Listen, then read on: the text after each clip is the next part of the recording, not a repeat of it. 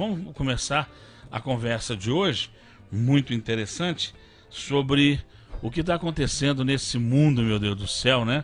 Cheio de problemas.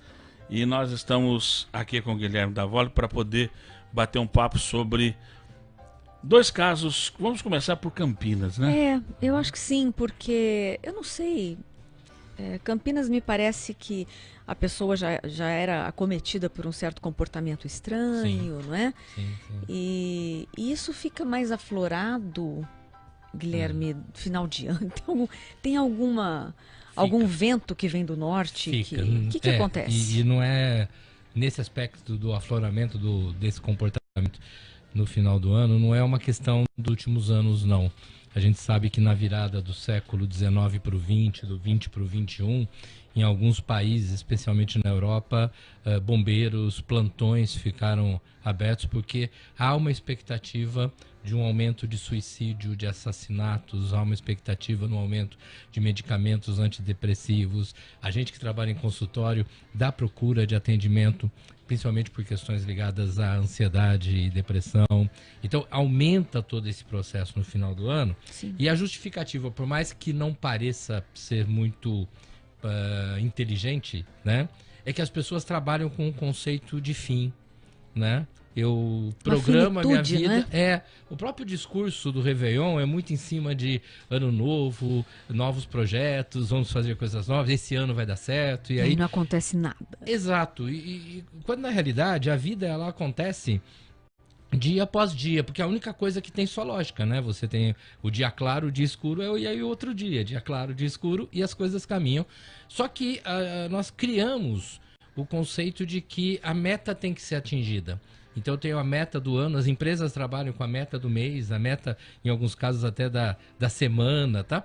E a gente vai incorporando esse processo, e na medida em que vai chegando esse período, em que de repente muito do que eu programei, ou até muito do que eu estou sentindo, não está completando aquilo que eu desejava, aquilo que eu acreditava que era fundamental, eu vou entrando num processo de afundamento, né? Eu vou me sentindo inferior, e aí nós temos uma regrinha básica. O ser humano, quando ele se sente inferior, ele vira uma bomba que, dependendo da situação, explode, mata, atira, agride, tem as diferentes formas de violência, ou implode, deprime, se isola, gera uma série de doenças psicossomáticas, entra num processo de autodestruição. Essa bomba que está dentro de mim, que explode ou implode, ela precisa ser pensada, né? Então, na medida em que eu vou encarando dificuldades, mas paro para pensar, dialogo com as pessoas, peço ajuda, né? Reúno com as pessoas do dia a dia, e aí eu vou diluindo a minha dificuldade, a minha bomba não entra no estado de nem de explosão nem de implosão.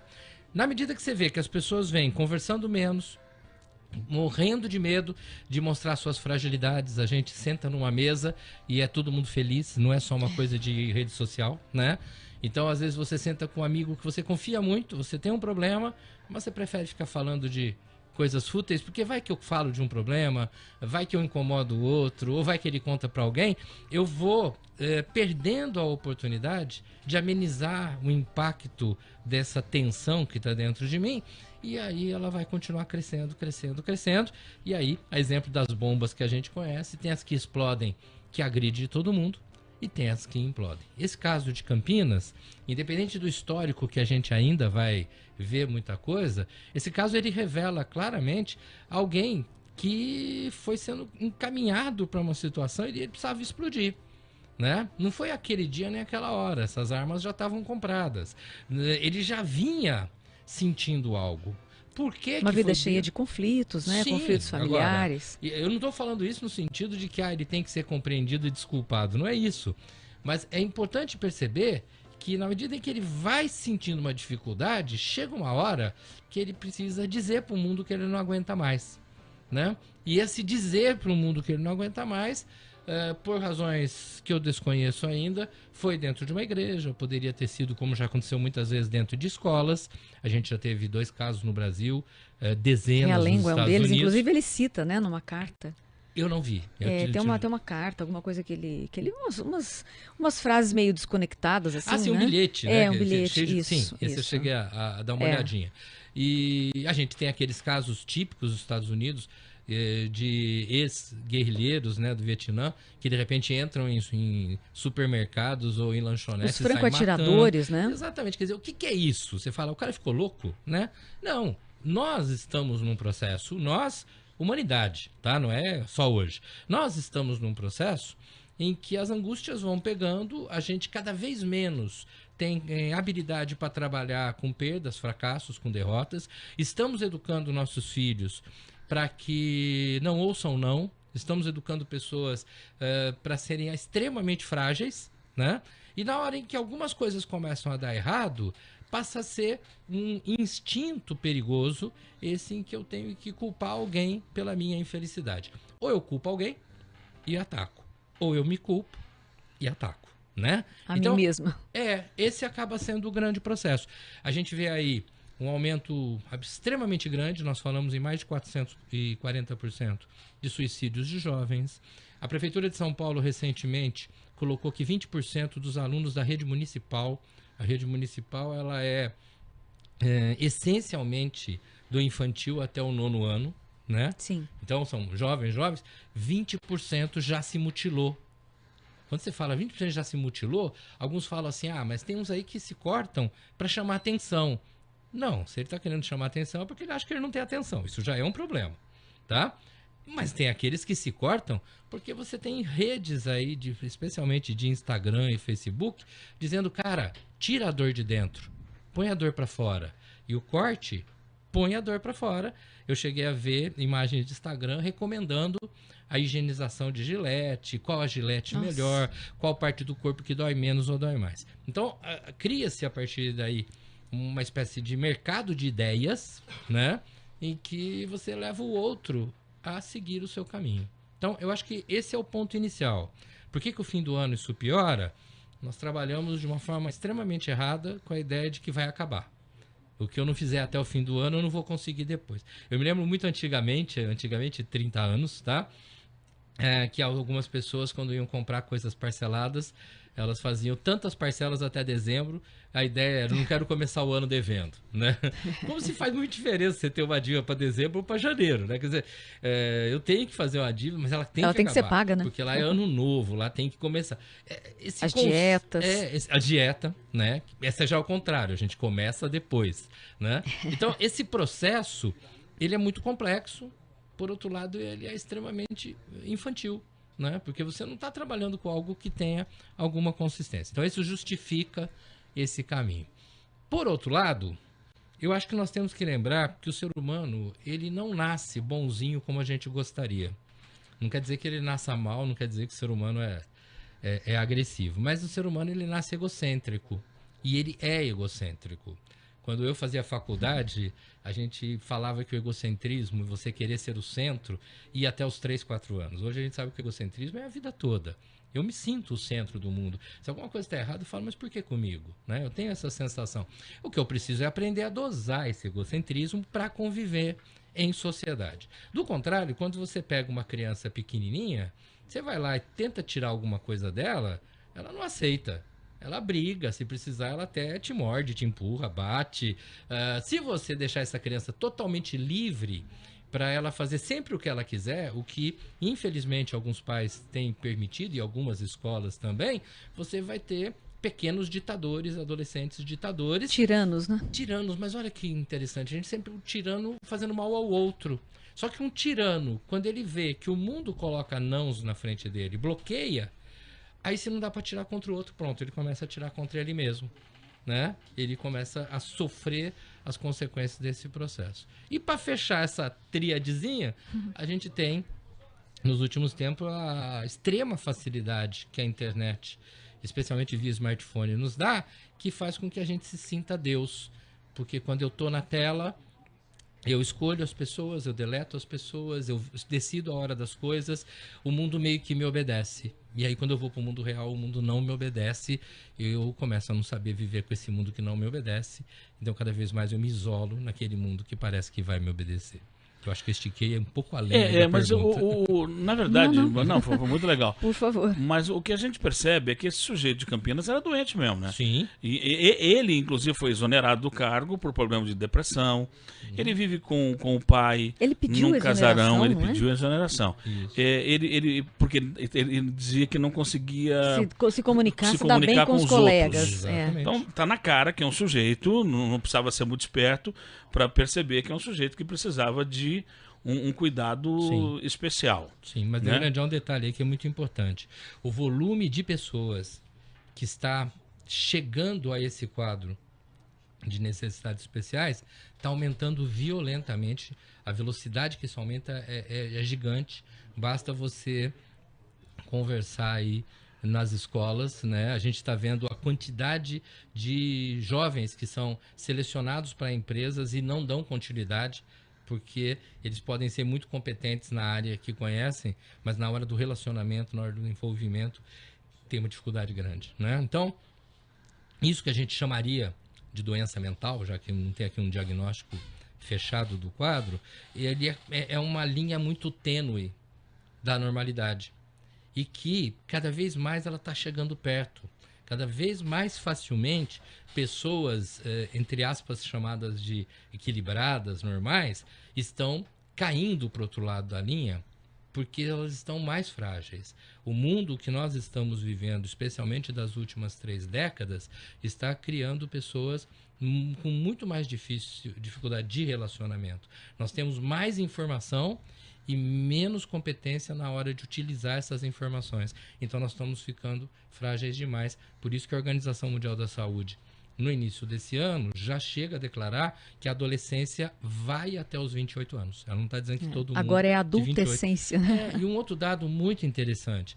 A gente que trabalhou com universidade bastante, eu nunca vi pais de alunos de universidade indo lá.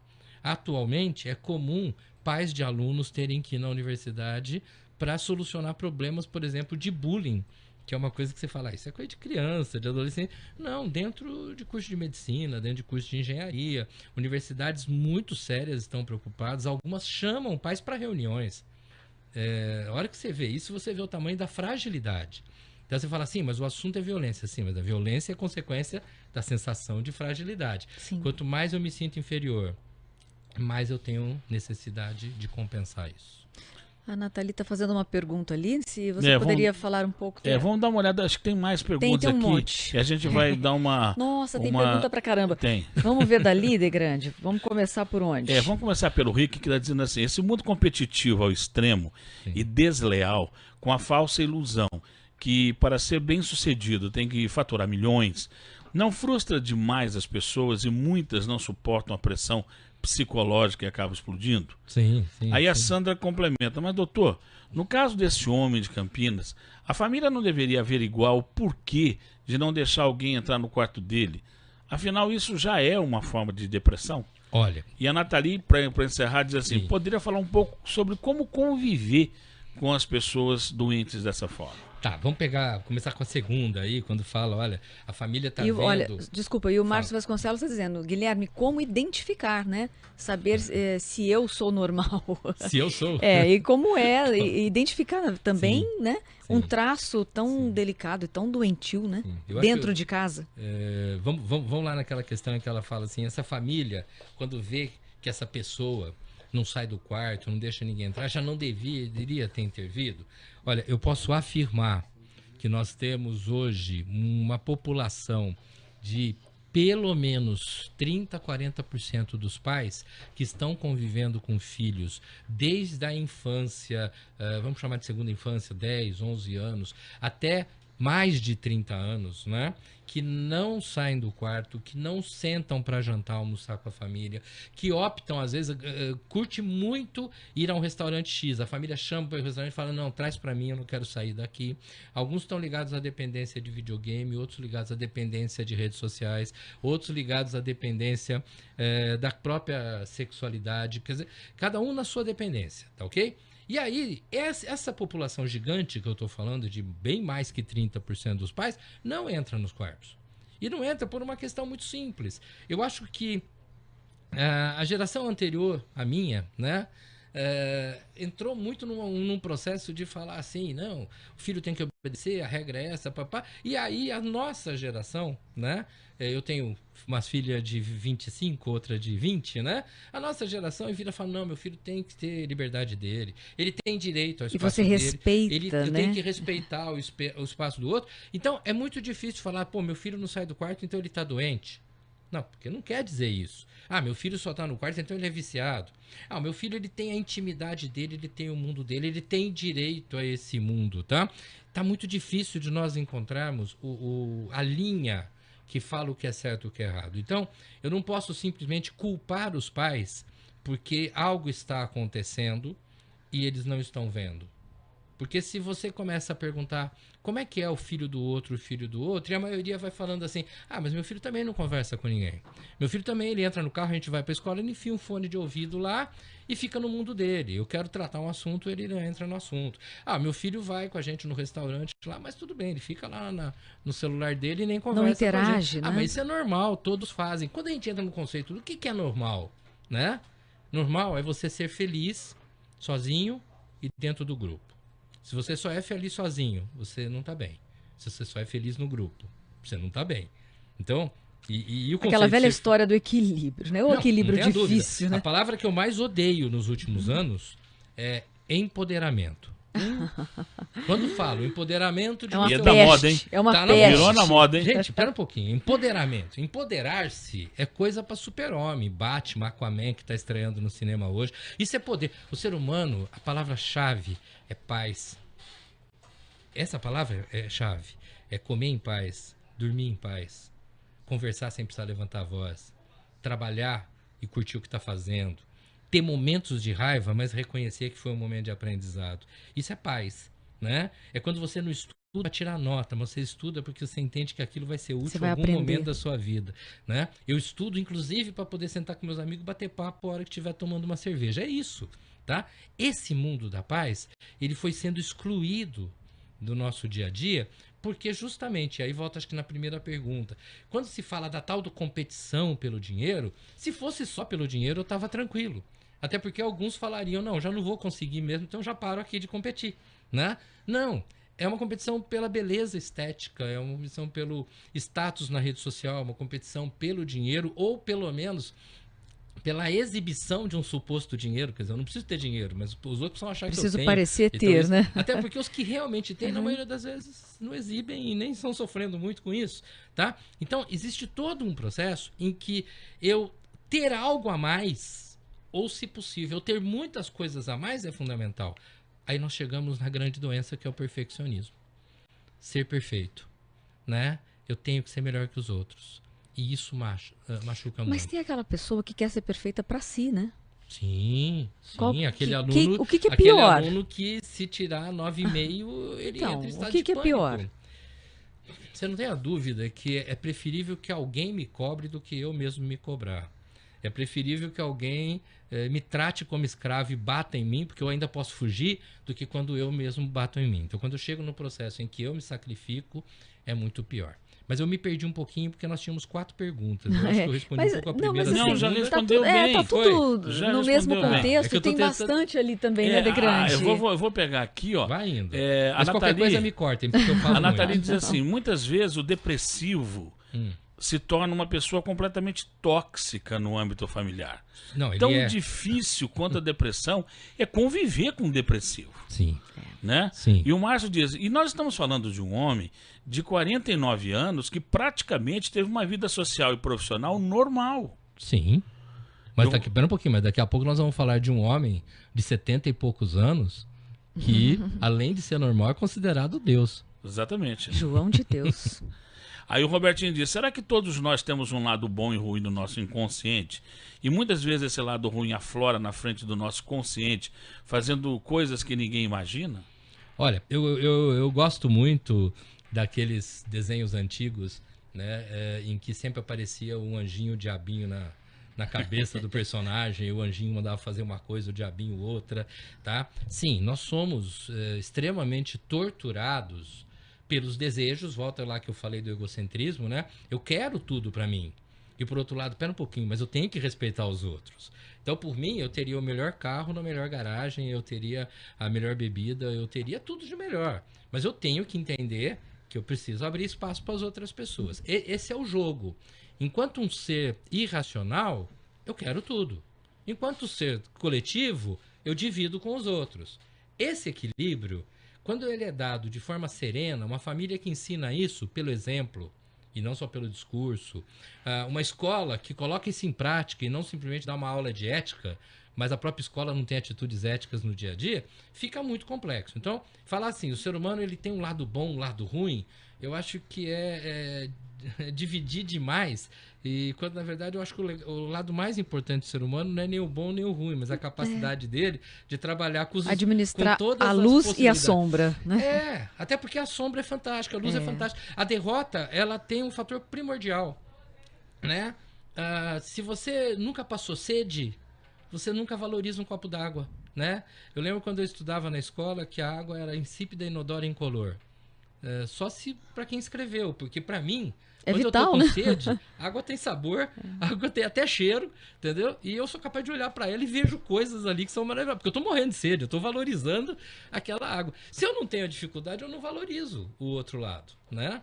Então, existe o homem bom, o homem ruim? Não, existe o homem com possibilidades do equilíbrio e com muitos estímulos que tendem a levá-lo ao desequilíbrio. Há algumas décadas atrás, nós tínhamos menos estímulos nos tirando de um eixo. Porque o conceito de vida no dia a dia era muito mais coerente, independente dele ser até repressivo. Então, quando os pais falavam, tem que dormir às 10 da noite, sabe? Você podia falar, pô, mas eu queria ficar mais, não sei o quê. Mas no fundo aquilo não irritava muito, porque você sabia que todo mundo ia dormir às 10 da noite. Então era chato, mas não estava acontecendo muita coisa fora daquilo. Né? Olha, está todo mundo sabendo que se você ficar por meio ponto, reprova. E tem um toque de disciplina nisso também, né? E a disciplina dentro da lógica, não a disciplina por si só, repressiva, né? que arrebenta com as pessoas. Você precisa acordar cedo, vai para a nada. escola, tem que estar descansado, Exato, né? Exato. Então, isso é muito interessante. Uma coisa bacana, né? Quando você pega os profissionais que sempre tinham orgulho de falar que trabalhei a vida inteira numa empresa só. Tive a possibilidade de trabalhar em outro, mas eu não quis. A empresa sempre me valorizou. Eu tenho orgulho de dizer que aposentei num lugar que eu comecei com 14 anos, né? Por quê? Porque aquilo era um valor. Hoje, não é um valor. Eu posso trabalhar 40 anos, 2 meses, 3 meses, tá? O importante é que eu me dê bem nesse crescimento. Eu não penso nesse restante. Eu não estou tentando colocar o ser humano como algo tão desequilibrado e também não acho que a gente tem que ser bonzinho. Não é essa a questão. A questão é se eu estou buscando ser mais satisfeito comigo mesmo na medida em que eu conjugo as minhas relações com os outros de uma forma mais equilibrada. E não simplesmente eu me isolo via tecnologia ou via simplesmente fechar a porta do meu quarto e aí eu tento criar um mundo muito meu. Esse mundo é doente. O meu mundo da perfeição. Os que pensam como eu estão corretos. Os que não pensam como eu não posso considerar. Agora, em relação a esse jovem, a essa criança que se tranca no quarto, que os pais deixam que fique ali, né, porque não vão invadir o espaço dessa criança. Tá. Não seria satisfatório que esses pais fizessem uma averiguação mais profunda do que está acontecendo? Olha, às vezes está com eles mesmos, né, o problema? Eu vou dar uma dica, mas não é uma dica sagrada, tá bom? Tá, tá bom. Tem variações e variações. Ok. Uma questão me parece muito interessante. Uma frase que eu ouço muito de pais, e a gente quando está dando palestras, a gente brinca com os pais nisso, e no fundo não é uma brincadeira, é muito sério, é quando os pais viram para os filhos e falam, para de ficar no celular, para de ficar no quarto, vai fazer alguma coisa. E aí eu pergunto, tá bom, o que eles vão fazer? Pensa um jovem de qualquer idade, tá dentro de casa, férias, tá? Ele tá lá no celular. Bom, vai fazer alguma coisa. Você deixa ele pra rua? Você deixa ele pra qualquer lugar? Ele pode se virar sozinho? Algumas famílias morrem de medo, falam assim, precisa de Uber. Não, mas tenho medo do Uber. Tenho medo da rua. Você vai nos condomínios, e alguns condomínios até muito sofisticados, né? Você tem piscinas vazias, quadras vazias, salão de jogos que ninguém tá jogando. Você fala, para com isso, vai pra piscina. Sim, né? Mas eu vou pra piscina, fica sozinho. Eu e a piscina, né? Quantos clubes estão fechando? Então quando a gente simplesmente fala, mas meu filho tem que sair de lá. eu acho que é importante que as famílias entendam que se eu quero que alguém deixe uma droga, essa pessoa precisa descobrir outros prazeres. A droga, independente da gente estar falando de álcool, cocaína, heroína, celular, trabalho, seja o que for. Droga é quando você só encontra prazer naquilo. Eu estou falando de dependentes, não estou falando de quem usa alguma coisinha de vez em quando, tá? A droga, para mim deixar uma droga, outras no plural, outras coisas têm que me dar prazer.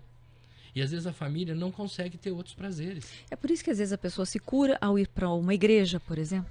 Para uma igreja, descobre um grupo bacana que começa a convidar para alguma coisa, começa um namoro, mas não é um namoro pelo namoro, não, um namoro que faz a cabeça pensar coisas diferentes, passa a ter um vizinho que propõe coisas. Cara, eu preciso de um mundo que me proponha coisas, e o mundo hoje não me propõe. Né? Você volta, de novo, eu não quero ser antiquado, tá? Mas você volta em épocas em que você não tinha nada pra fazer em casa, você ia pro vizinho. No vizinho de cá, se jogava bola no quintal e na rua. No vizinho de lá, a gente ouvia música. No vizinho, não sei da onde, a gente ficava vendo os caras lá. Maravilhoso, né? Cada lugar Maravilhoso. era uma coisa. Então você tinha muitos mundos.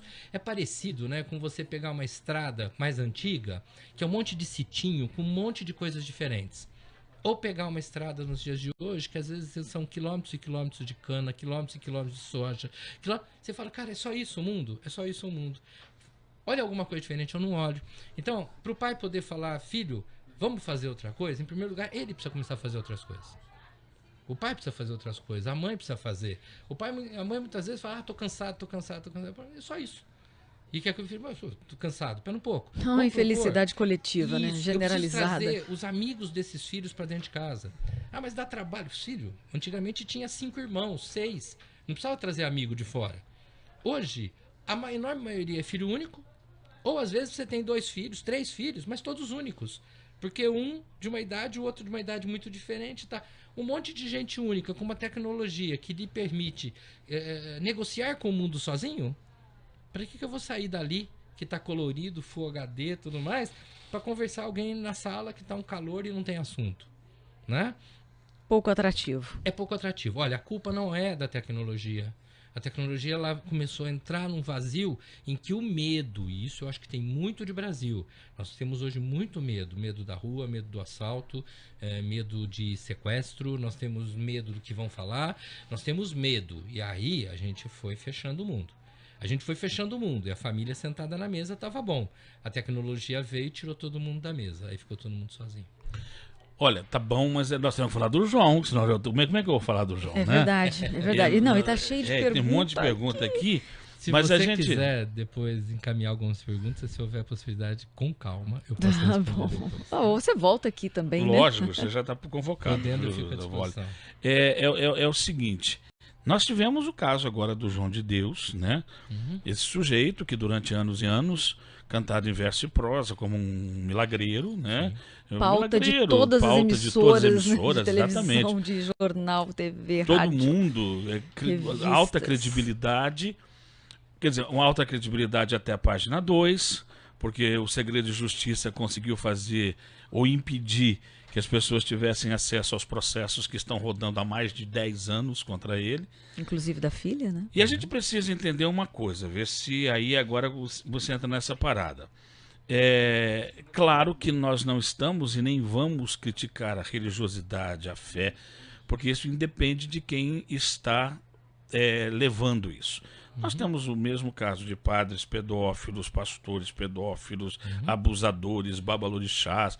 Enfim, as religiões estão repletas de pessoas que conduzem mal seus rebanhos. E as religiões devem estar sempre acima disso tudo. As pessoas é que são vítimas desse processo. Sim. Mas o que está deixando a gente intrigado é o porquê que essas mulheres, no caso do João, aceitaram ou aceitam uma circunstância tão difícil, tão vexatória.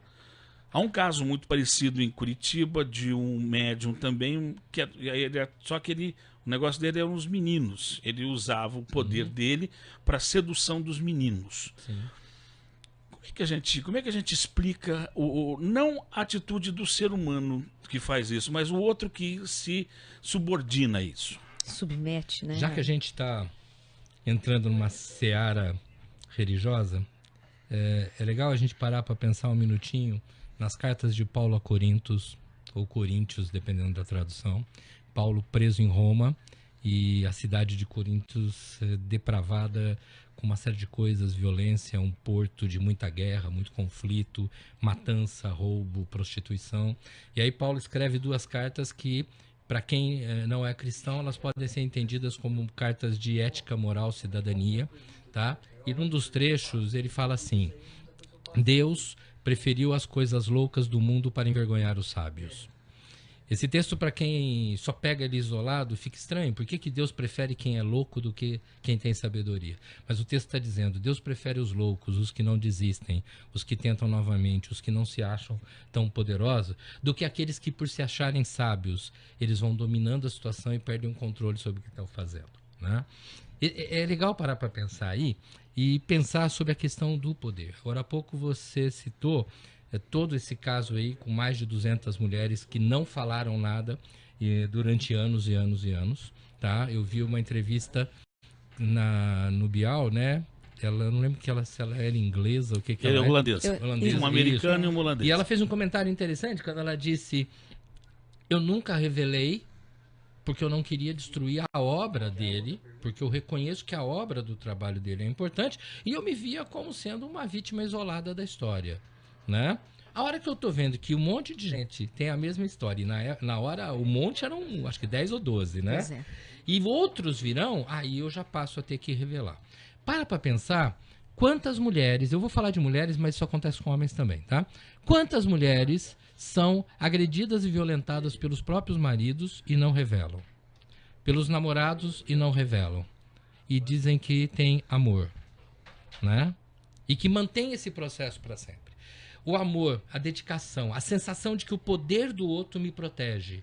O poder do outro é que faz com que eu consiga viver. Se eu não tiver esse outro me complica, a hora que eu chego de alguém, perto de alguém, que eu acredito que é responsável pela minha cura, pela cura de pessoas da minha família, que essa pessoa tem um poder na comunidade, e quando eu falo comunidade aí não é cidadezinha em Goiás não, é o país inteiro, ou alguns lugares do mundo, já que vem gente de longe. Essa pessoa, ela chega a se sentir culpada porque ela ali não soube se defender. Se eu sair lá fora, primeiro não vão acreditar em mim. Porque o cara é poderoso. É o João de Deus. Sim. Segundo, que foi um ato isolado, porque esse cara tem 1 trilhão de bondades e eu fui simplesmente uma vítima. Eu fui quase que um cordeiro sacrificado, né? E aí essa coisa vai ficando. Então, essa sensação de que, será que o meu corpo é que seduziu? Será que a culpa é minha de ter ficado sozinha? Né? Tem uma pessoa que falou, sempre teve gente da família junto. Na única vez que eu fiquei sozinha, aconteceu. Quer dizer, a pessoa começa a se culpar porque ela vê ali um grande poder. Como muitas mulheres simplesmente são agredidas e continuam. E eu tô falando agredidas sexualmente, não tô nem falando de outras agressões. E elas falam, não, mas é esse poderoso que me garante. Né? Nós ainda vivemos numa sociedade monstruosamente machista, em que as mulheres, inclusive aquelas que se dizem fortes, infelizmente, ainda se colocam fragilizadas e a partir daí não acreditam que poderiam dar voz a uma situação. Eu gostaria muito, inclusive, de saber, mas acredito que nunca saberei, quem foi a primeira pessoa que falou. Porque a hora que a gente viu, que foi sexta-feira da semana passada, né? Que isso, estourou a primeira notícia, denúncia. A gente já viu não, a primeira aconteceu há mais de 10 anos. Ah, sim, não, eu tô falando agora que explodiu. Porque o que houve lá atrás ficou escondido. Inclusive em segredo de justiça, né? Que é o caso da filha, da própria filha. Segredo de justiça. Mas se um morador de qualquer bairro de Ribeirão Preto tivesse feito isso, ia ficar em segredo de justiça? Evidente que não. Tá, então ficou em segredo de justiça porque... Só que ficou condicionado esse segredo de justiça... Eu vou te dar um depoimento do que aconteceu em Curitiba. Tá. A situação de Curitiba foi muito parecida, só que com meninos. Tá. E a denúncia foi feita pela mãe de um dos rapazes. Detalhe, O rapaz já tinha quase 30 anos de idade. Sim. Quando ele contou para ela que ele tinha sido molestado sexualmente aos 12 anos de idade, Sim. ela achou que ele, o filho, é que estava maluco. Exatamente. E aí, de repente, eles começaram a fazer mais levantamentos e ela percebeu que inclusive, ela tratava do cidadão, para você ter uma ideia. Ela levava comida para ele, ela cuidava Sim. deste homem e ele molestou o próprio filho dela. Sim. E aí os outros chegavam e foram dando os depoimentos. Uhum. E o mais triste é que todos diziam a mesma coisa. Ele era muito poderoso e a gente tinha medo de falar. Exatamente. Olha, a palavra poder, por isso que eu... Você está agora há lidando com uma pouco eu falei divindade, né? por isso que eu falei que o empoderamento é uma palavra que eu não suporto e que eu gostaria muito que, se você ouvir isso em qualquer lugar, sabe, as mulheres aqui do meu bairro estão se empoderando, pelo amor de Deus, elas estão fazendo o melhor possível, elas vão mudar esse mundo, porque elas vão estar junto com todo mundo, inclusive com os homens. Aí tudo bem, a coisa vai. Ninguém precisa de poder. E ninguém merece o poder. Simples. Ninguém tem um status porque tem um título ou coisa assim. Ninguém é grande porque hoje fez algo genial. Eu quero ver pessoas grandes quando elas estão convivendo com problemas de verdade. Grande é quem passa pelo câncer e continua cuidando das outras pessoas e não fica pensando só em si, né? Isso é grande. O resto é simplesmente necessidade de aparecer. Quando alguém é chamado de poderoso e assume o poder, em primeiro lugar, ele acabou de se posicionar contra alguém que ele acha que é melhor. Ele se chama João de Deus, ele não se chama Deus. Então esse ponto é fundamental. Isso tem que ser pensado. Só que as pessoas que lá estavam, independente do que elas conseguiram de resultados para suas sequelas ou suas mazelas e tudo mais, essas pessoas, elas passaram a acreditar que a salvação da vida delas estava ali. Tanto que muitas pessoas começaram a mudar para lá, tanto que existe uma cidade mais velha, que é das pessoas de lá, e uma cidade, inclusive, mais sofisticada e mais nova, que é de pessoas, muitos estrangeiros que mudaram para lá para ficar nesse centro abençoado. Se isso tem algum poder ou não, eu não vou discutir, porque a gente tem ouvintes aqui de tudo quanto é área religiosa. O que eu quero discutir é que ninguém tem esse poder, mas somos educados para ter medo do poder. Nós somos educados para ter medo do professor, do patrão. Nós somos educados para ter medo de alguém que fala mais alto. Imagina para alguém que é tão poderoso. As mulheres, elas são vítimas também do assédio sexual, ou até do estupro. Mas elas são vítimas, principalmente, do medo que elas têm desde a infância para enfrentar situações E como tem essa. o lado da culpa também. Sim, exatamente. O Alexandre ligou aqui e disse exatamente o seguinte: até onde é bom pessoas com a mesma realidade se reunirem? E se existe uma verdade ou não? Estranha pergunta, né? Mas vamos lá. Não, eu acho que o que ele quis dizer assim, até que ponto é bom pessoas que estão sofrendo se reunirem, como se fosse uma grande terapia de grupo, um grande centro de grupo. Me parece que quando isso é algo técnico, com grupos pequenos, a gente tem aí uma série de grupos interessantes como Alcoólicos Anônimos, Narcóticos Anônimos, são grupos com processos mais ou menos semelhantes e que tem sido muito interessante, não obrigatoriamente para todo mundo. Algumas pessoas não se encontram naquele processo. Mas são grupos que têm números limitados, que tem um coordenador que não está ali para ser o protetor, mas está ali para organizar o diálogo, para ser um facilitador daquele diálogo, para que todos possam crescer e, inclusive, na maioria das vezes, esse coordenador também foi vítima daquela dificuldade. Então, nós temos grupos de pessoas que estão passando por tratamento de câncer, grupo de pessoas amputadas. Hoje é muito comum o grupo de grávidas já se preparando para uma situação de quando for nascer o bebê. Então, essa reunião, sim. Agora, me parece aí que nós estamos falando de uma reunião patológica.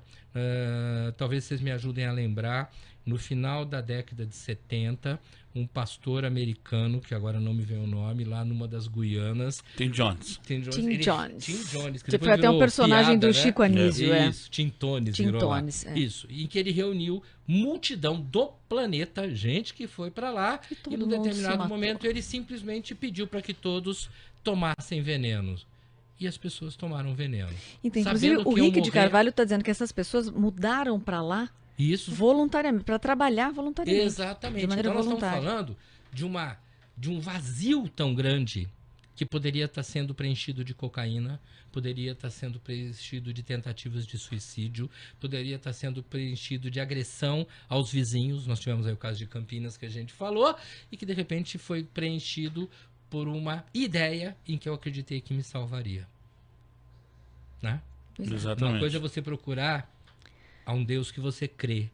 A outra coisa é você procurar a um templo que te garanta a salvação. São coisas que é o muito caso. diferentes. De grande, a gente está quase terminando, tem tanta pergunta ali. O Tem Glauber Santos. Muita. O que ele está dizendo? Boa tarde a todos. O ser humano que dizemos serem racionais estariam prontos para terem tanto poder assim? Será na área religiosa, política, empresarial, esportiva e social? Daqueles que experimentam esse tal poder, enlouquecem e se acham verdadeiramente deuses. Eu inclusive, pego esse mesmo gancho do Glauber para lembrar o caso da Abdel Maci. Sim. Né? Um sujeito que fez exatamente o que o João de Deus está fazendo. Não é religião, não é né? religião, mas é o poder. Mas ele usou o poder que ele tinha para poder, obviamente, calar aquelas as pessoas, mulheres né? que queriam ficar grávidas e fazer os absurdos que cometeu. Agora, cuidado, a medicina está acima de Abdel Maci, a religião está acima de João de Deus, por favor. Não vamos atrapalhar e não vamos misturar as coisas, né? Essa questão é muito interessante, né? Por que nós educamos nossos filhos e continuamos educando para que eles sejam um sucesso? Né? Você ser um sucesso é você ser melhor que o outro. E eu deveria educar para que eles fossem excelentes, tentassem ser melhor que eles mesmos. Né? Mas não adianta, a gente continua doente, a gente está se tornando pais piores do que os nossos pais foram. Que pena. Vamos fazer o seguinte, vamos marcar uma próxima conversa entre nós, porque nós temos que continuar esse papo que está muito bom e tem outros tantos que nós temos que elucidar. Muito obrigado pela presença, Érica. Muito obrigada. Amanhã... Foi um programa muito gostoso. Eu queria só deixar um recadinho para você. Claro, lógico. Em primeiro lugar, eu queria pedir desculpa para as pessoas, porque eu falo muito e por isso não dá tempo de responder. Mas fala bem demais. Tá. Em segundo lugar, quem quiser bater um papo, trocar ideias, tem um site meu, que é o meu nome, Guilherme Davoli, então é www.guilhermedavoli.com.br. Lá tem meus textos, eu escrevo para o Mackenzie, para algumas outras revistas, e lá você tem esse material num lugar chamado Andei Pensando, e pode receber meus futuros textos colocando seu e-mail lá.